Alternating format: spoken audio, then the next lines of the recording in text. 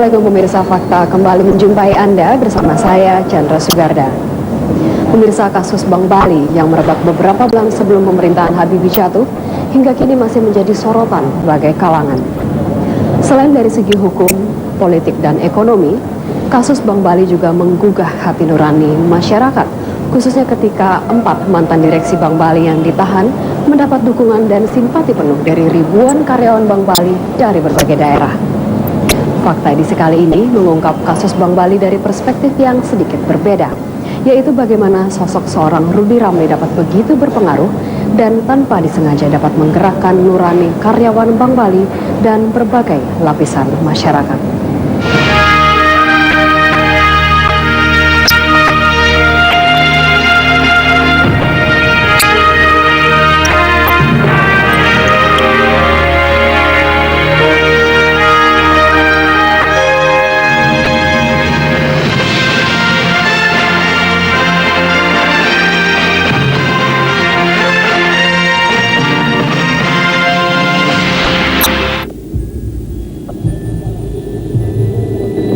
Perhatian masyarakat terhadap penyelesaian kasus Bank Bali hingga kini masih belum surut.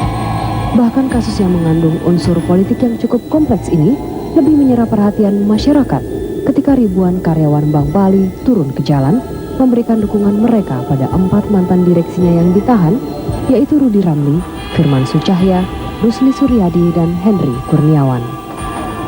Selain mempersoalkan isi laporan lengkap PricewaterhouseCoopers, berbagai kalangan juga menyayangkan sikap aparat penegak hukum yang kelihatan hanya memfokuskan perhatian mereka pada satu segmen kasus tersebut saja, yaitu tindakan Rudy Ramli CS dalam membuat perjanjian pengalihan piutang atau sesi Bank Bali. Hari Rabu 17 November lalu, sidang pertama kasus sesi Bank Bali berjalan.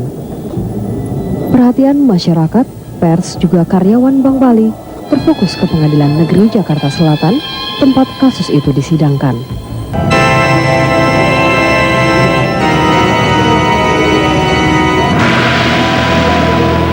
Rudy yang semasa jabatannya berpegang teguh pada sistem manajemen perusahaan yang dirintis ayahnya Jaya Ramli merebut perhatian banyak kalangan. Tidak hanya karyawan Bank Bali yang sempat merasakan kepemimpinan Rudy Ramli yang bersimpati padanya, tapi juga tokoh-tokoh masyarakat lainnya termasuk kalangan artis.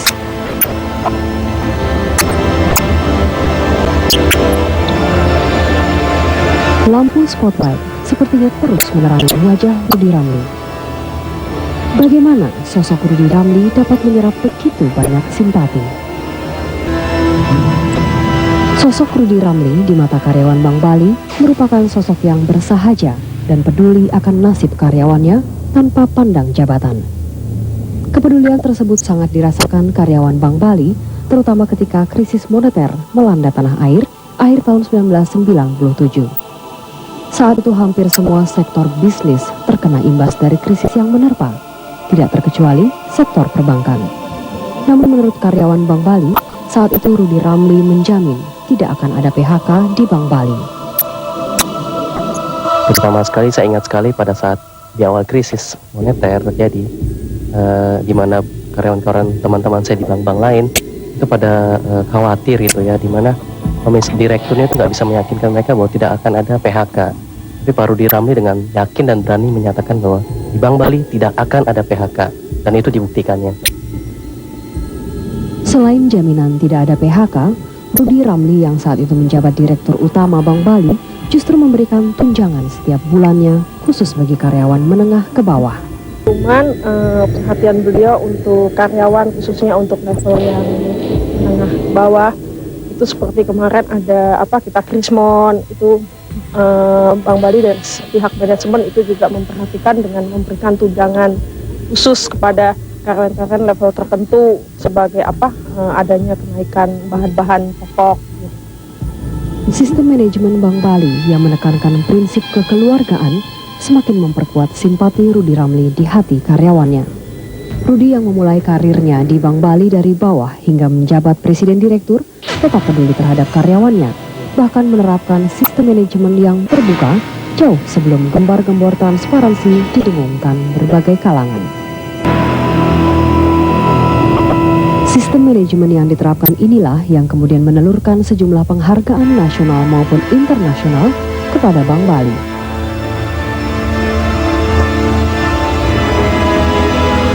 Mereka tuh Pak Rudi itu di Bank Bali ini ya bukan dia datang terus langsung duduk ya.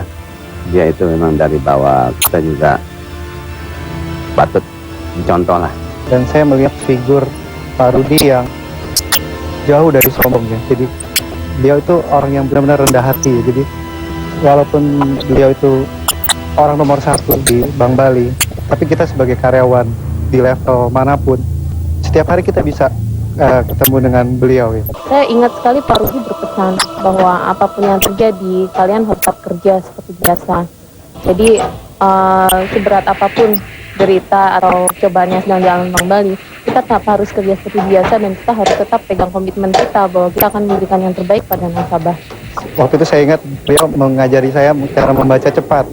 Itu secara pribadi beliau mengajari saya. Kemudian juga handwriting analysis. Waktu saya menjenguk terakhir ke beliau, itu saya masih melihat kepemimpinan beliau.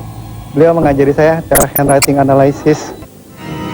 Kini di saat badai menerpa lebih keras lagi, karyawan bank yang mulai beroperasi sejak tahun 1955 ini semakin erat berpegangan tangan. Kiat mereka untuk terus memberikan yang terbaik bagi nasabahnya tetap dijalankan. Sementara sebagian lainnya berusaha mempertahankan keadilan yang sedang diuji dengan jalan dialog serta aksi turun ke jalan. Semua usaha itu dijalankan hanya untuk mencapai satu tujuan, memperoleh keadilan dan memunculkan kebenaran ke permukaan, tentunya tanpa melupakan fungsinya sebagai layanan perbankan yang mementingkan pelayanan nasabah.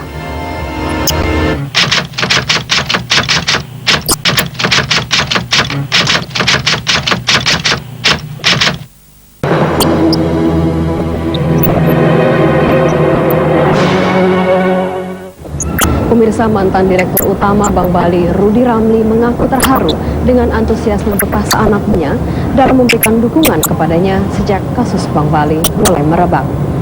Pria bersahaja itu juga mengatakan bahwa aksi karyawan Bank Bali tidak digerakkan olehnya, melainkan merupakan tindakan spontan mereka. Dengan senyum ramah di wajahnya, Rudi Ramli menerima tim fakta sesaat sebelum sidang pertama kasus sesi Bank Bali dimulai 17 November lalu di Pengadilan Negeri Jakarta Selatan. Rudi yang sempat batal hadir pada jadwal persidangan sebelumnya terlihat sedikit lelah, namun dengan yakin mengatakan ia akan terus berjuang hingga kasus ini selesai.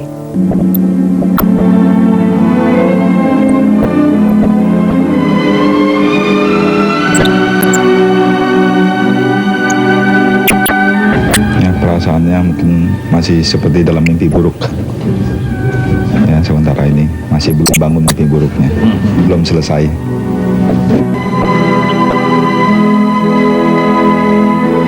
Ya, saya juga baru menyadari bahwa hubungan saya itu dengan karyawan baru kita sadar itu kita telah menjalankan sesuatu yang benar-benar lain dan baru terbuktinya sekarang. Ya, dari dulu memang banyak yang mengira kita punya cara menghandle karyawan itu bagus, ya, caranya bagus. Memang kita sudah dapat award juga untuk human resource. Pikiran saya ya bagus saja, tapi kita nggak sadar bahwa ini bagusnya lain sekali gitu. Dan karyawan itu begitu prihatin, begitu mau membantu sekali. Dan itu benar-benar saya terharu dan banyak terima kasih Pak karyawan. Tapi satu lagi yang mau dikasih tahu juga, itu bukannya saya yang menggerakkan. Mereka bergerak sendiri dan saya pun tidak tahu siapa ketua-ketuanya. Dan mereka hati nurani mereka sendiri karena terus itu sampai ribuan orang.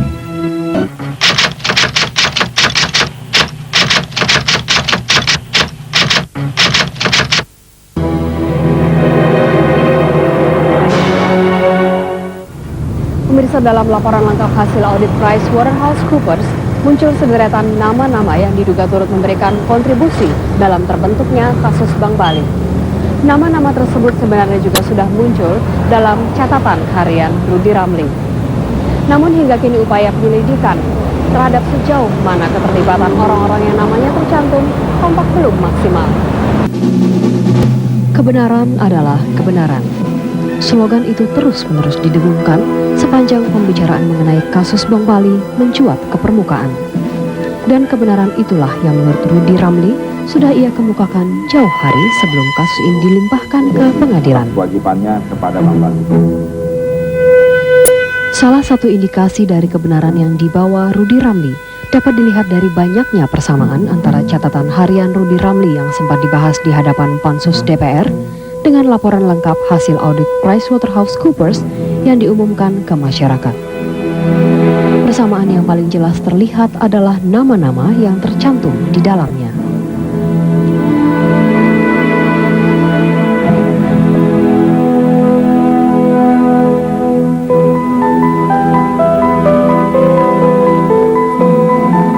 Kita bujuk dia, katakanlah yang benar itu benar.